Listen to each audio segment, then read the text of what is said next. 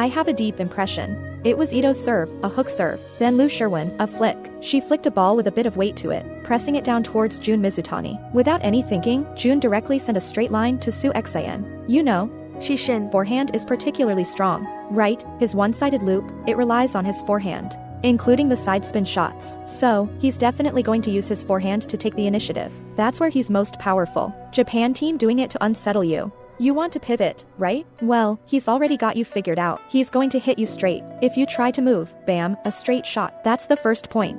Shishin. Even thought about pivoting, but then Jun just hit it straight. That's it. First point. On the second serve, Ito did the same thing. Then, Lu Sherwin, pat, flicked, right into the Jun's middle positioned. Jun now had another straight shot chances at that moment, so Su Exayan didn't dare to move anymore. He had to stay in the middle, right? Bang. A diagonal shot tore through, creating a big angle, and Su Exayan couldn't even touch it, couldn't return it. Now, it's 0-2, directly falling behind. These two shots were too fragile. Let's take a look. They were just too fragile.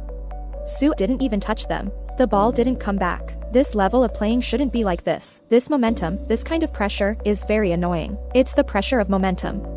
Jun also showed an outstanding performance beyond expectations. Can we put it that way? Well, he just went all out. Whether you block my shot or not, I'll play it anyway. I don't care about your moves. Our side got a bit blank, and then, bam, the Japanese team got fired up. We couldn't contain them, until we were fall behind with 0-7. Putting yourself in their shoes, it's terrifying. Let's talk about their mindset at that time. I'm not too familiar with the technical aspects, but if you empathize with both players, for those two Japanese players, losing wouldn't matter much.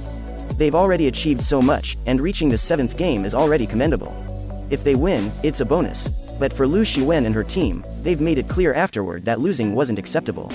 Losing that crucial game would be a blow to the entire Chinese table tennis team.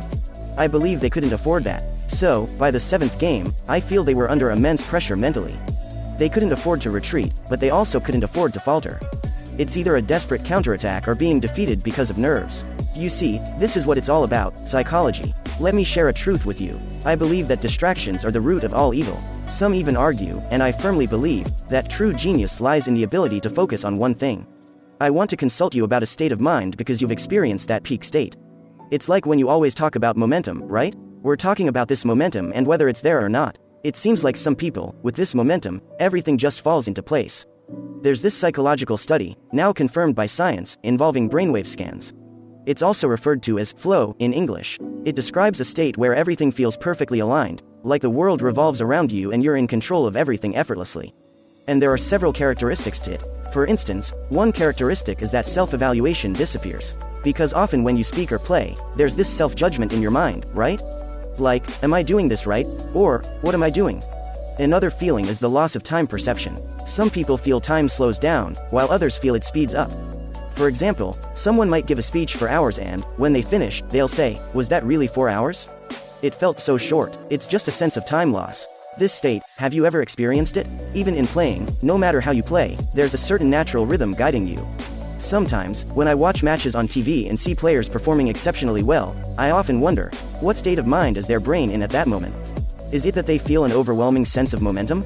Of course I ever experienced that, and psychology definitely plays a crucial role. It's a transformative experience, even in playing. So you see, actually, table tennis players are incredibly calm individuals. Whether we win or lose, we're constantly motivating ourselves and staying focused. But in reality, our minds are very calm because we're always observing our opponents, including their tactical changes. Sometimes our strategy revolves around maintaining consistency and adapting to their moves. We need to be quick to adjust and gauge the right timing, just like the 7th game. If they're taking risks, we have to do the same. If they play it safe, we might feel insecure and reassure a little bit. It's all about observation. Table tennis players need to remain incredibly composed. Losing focus due to victory or defeat is not an option. You'll quickly find yourself losing if you lose your composure. So, staying calm and collected is essential. Overconfident is deadly, so we couldn't be that. In this conversation, we can appreciate that running a business also entails facing various daunting challenges. However, with sufficient experience, whether gleaned from others' experiences or personal encounters and the ability to respond swiftly with one's own skills, it's possible to navigate through these difficulties in the shortest time possible. At least, in principle, it should work this way. Furthermore, there's the aspect of momentum. For instance, factors like the decor of a store, its location, the promotion of a business through advertising. or the courage to offer promotions to attract customers and skillfully increase sales are all ways to exert pressure on competitors in terms of momentum. Next, there's the aspect of psychological tactics. In the course of managing a business, encountering a variety of individuals is unavoidable, such as suppliers, customers, staff, management, and so forth. Therefore, interpersonal skills become incredibly important, constituting a part of psychological tactics. Managing the gears of these supply chains to steer the business towards success relies on employing psychological tactics to coordinate these interactions, as after all, it's all about communication between people. Let me give you an example. Suppose you're facing cash flow problems, but you still need to obtain goods from your supplier in order to keep your business running and generate the necessary cash flow. In this situation, extending credit is inevitable. However, you can't afford to shake the confidence of your supplier. This is where psychological tactics come into play. For instance, the boss could negotiate with the supplier to establish a phased repayment plan for the outstanding bills. But during the negotiation process, it's important not to appear too submissive, as this might undermine the supplier's confidence.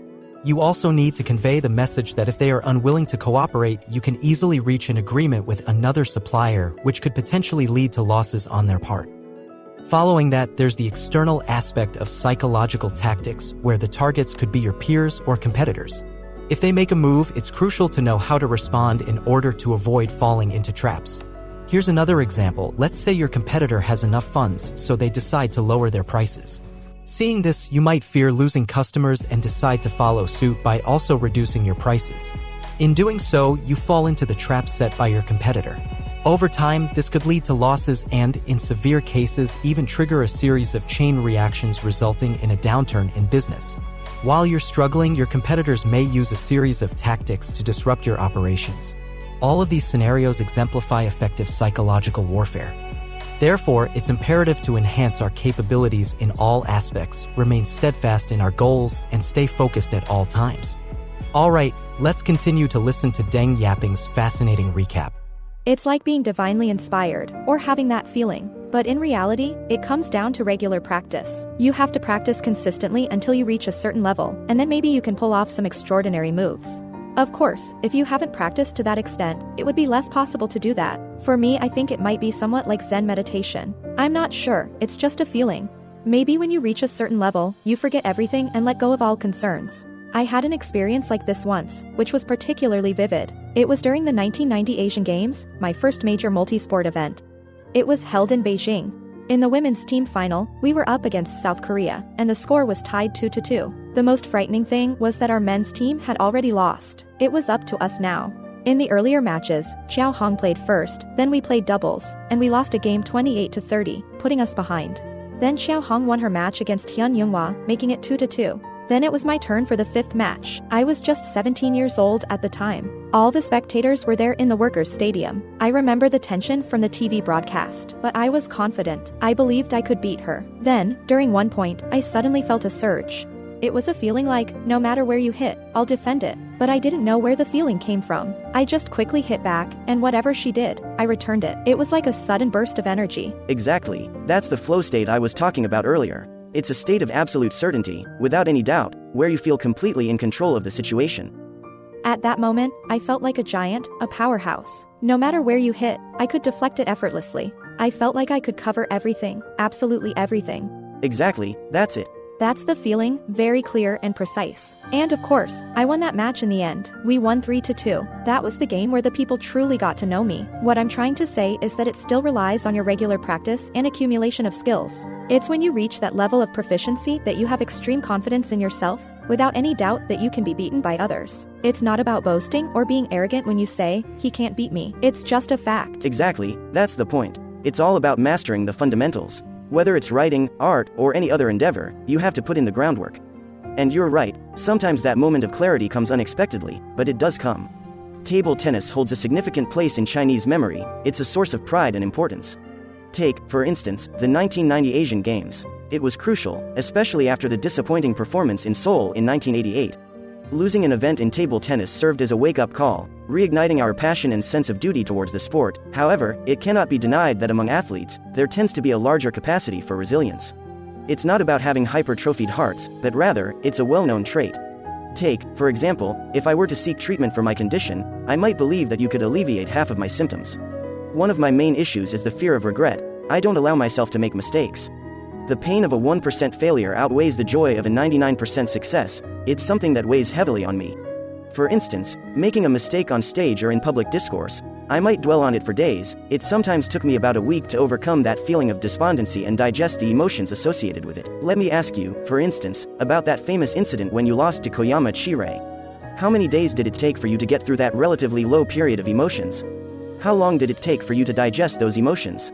Well, of course, as athletes, we don't like to rely on objective factors, but indeed, at that time, she didn't make us pay too much attention. We felt that based on his previous records, she wasn't our main opponent. She didn't have that kind of strength, so our preparation for her wasn't very thorough. I think that's the first issue. The second issue was the format of the match that day, which was quite interesting. It was an 8x4 for into 2 final, all played in one day, continuously. So in the 8x4 match, she faced Taipei's Qinjing. When they were on the same team, Chirei found it difficult to beat Qinjing and lost most of the time. However, that day, she played exceptionally well and won 3-2 against Qinjing, boosting her confidence. Following that, she played against Xiao Hong. Because I hadn't played much against Chirei before, and we actually from different generations, with her being my senior, we hadn't trained together in the same team. So when she played against Xiao Hong, I was watching at a side. Their playing styles were very similar, both using sustained rally style, and they were engaged in a battle of attrition, making their match very exciting. They both relied on their strength without using the first 3-stroke strategy much, so it was about who could endure more. If you played 10 rallies, I played 11 rallies, and if I played 11 rallies, he played 12 rallies, something like that. In the end, Chirei won. As I watched, I kept observing. Initially, I had this feeling because Xiao Hong's playing style was different from mine. Xiao Hong relied on her strength and only win points afterwards, and her ability to endure was so strong. On the other hand, I relied on my first 3-stroke to win points. In table tennis, the training of the first 3 strokes mainly includes serving, receiving, and seizing the initiative, with the third hit combined from the start of the serve, which is called the first 3 strokes.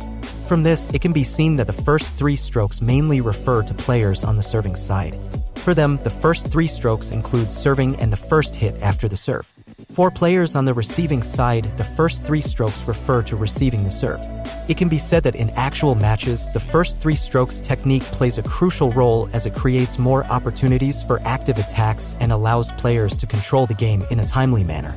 I was very confident in my attacking style at that time. My continuous attacks from the first 3-stroke were difficult for opponents, especially girls, to handle beyond 3 rallies. If someone could surpass 3 rallies, I would likely lose the game. That was the idea. With my rapid and powerful shots, few could withstand my attacks. But of course I am not only rely on the first 3-stroke style of winning point, I am still capable with comprehend technique and skills. Relatively speaking, my attacking power was still significant. So, I was very confident. I felt that her playing style was different from mine. Even though Xiao Hong lost to her, few could handle my aggressive attacks. Even the male sparring partners found it difficult to handle. They struggled to withstand my attacks. So, I thought, it's okay, she lost, and we'll play in the final. But on that day, it's like different story. I felt that Chirei had the divine assistance. Chirei flowed with energy. She really got into the flow. That day I just couldn't finish her off. It was incredible. The game had such a strange vibe to it. My attacks couldn't knock her out, and she returned every shot, making me run around trying to hit the ball back.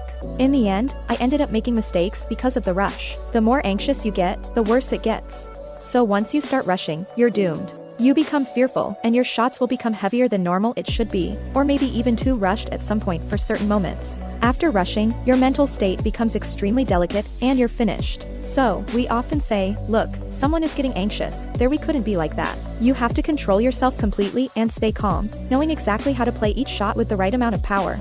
It's all about rational ball handling. If you get a little anxious, your ball handling becomes irrational, leading to unnecessary mistakes. Too many of these mistakes and you're out of the game. So, that day was a roller coaster, a big swing. I remember for the 3rd set after fall behind with a big gap of points. In fact, this rarely happened to me. I was able to catch up her and surpass her points. I was ahead at 20-17, 18, but I still couldn't win the match. In the end, I lost, and that completely broke me. After that I couldn't hold longer anymore at the 4th set. In the 4th game, coupled with such a significant point difference, I managed to catch up, but I couldn't seal the deal. It's a very frustrating thing for me. Generally, I don't experience failing to secure crucial points. Oh, but this time, when I caught up and still couldn't finish it, it was really disheartening. By the 4th game, it felt like I was completely dominated. The momentum was against me, and I couldn't figure out how to turn the tide. The pressure was overwhelming, and I hesitated when making shots. Ultimately, in the fourth game, there was nothing left to play, and it became a one-sided affair. I believe I basically lost at that point. During the match, I felt like I gave it my all because, in competitions, no one wants to lose. Yup, that's for sure. But with such widespread discussion happening nationally at that time, were you able to sleep that night? At first, I felt quite calm about it. I mean, losing a match, who hasn't? But the problem is that you lost to a less primary opponent. Yeah, but that's another matter altogether. So initially, I thought, isn't it just losing one game? Anyway, I felt I did my best, but later on, I realized it wasn't that simple. Pressure seems to be more complicated than that.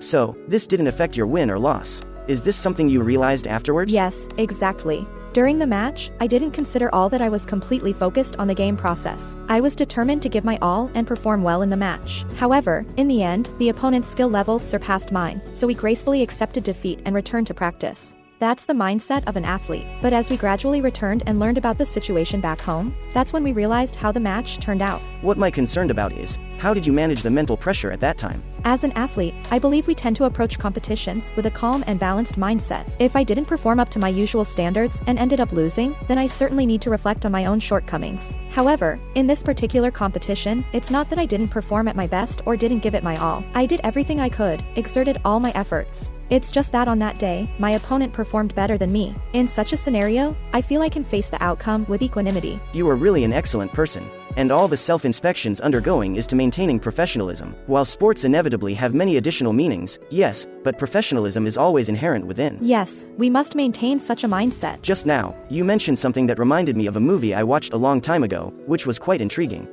It was an American film about the psychological qualities of sprinters. There was a sprinter who performed exceptionally well in training, with great speed. However, when it came to competitions, he slowed down. Upon analysis, it was found that during major competitions, he experienced slight nervousness, causing his stride to shorten slightly. In a 100-meter race where he usually took 47 to 48 steps, he ended up taking extra steps. This seemingly small difference proved fatal because with each step shortened by a fraction, he fell short. It was just that one step that made all the difference. So, his performance reversed, and his steps became out of sync. Therefore, for athletes, those subtle changes you mentioned cannot be altered by sheer willpower. You often mentioned the term technique and tactics, emphasizing how they are intertwined. Your narrative just now really resembled a discussion about warfare, and you seem to remember everything so well. Considering you've participated in so many competitions, but you seem to remember every single one. This is a quality that every excellent athlete must possess. Every key moment of each game, how the points are lost or won, is all ingrained in our minds. We are acutely aware of every detail. In this dialogue, we can understand the importance of practice. Practice makes things become familiar, accumulating practical experience. For instance, in the daily operations of running a business, what are the routines? What tasks occur each day and await handling? Over time, this becomes a system for managing your business, and you naturally know how to deal with similar situations. Furthermore, we often forget our past successes or efforts, instead focusing on the 1% failure or mistake. Similarly, people tend to view each other in the same way. This self-doubt exhausts us and diminishes motivation. By focusing on our successful cases, we can uplift ourselves and remind ourselves that we are capable individuals. Underestimating opponents is the most taboo attitude in a competition, as many matches can be reversed due to this mindset. The same principle applies in business. Many things that may seem trivial can actually lead to significant consequences if ignored. For example, ignoring conflicts among employees may escalate into physical altercations, damaging your business's reputation when shared online. Underestimating competitors or peers follows a similar logic, assuming their actions are meaningless only to realize too late the impact when these actions accumulate.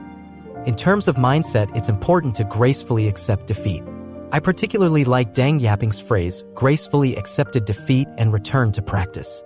If you've experienced failure, don't dwell on it too much. There's no need for excessive regret if you've done your best. Accept it calmly, reflect, and then continue moving forward. Strive tirelessly to improve yourself, choose a different path, and one day you will surely come back as a champion.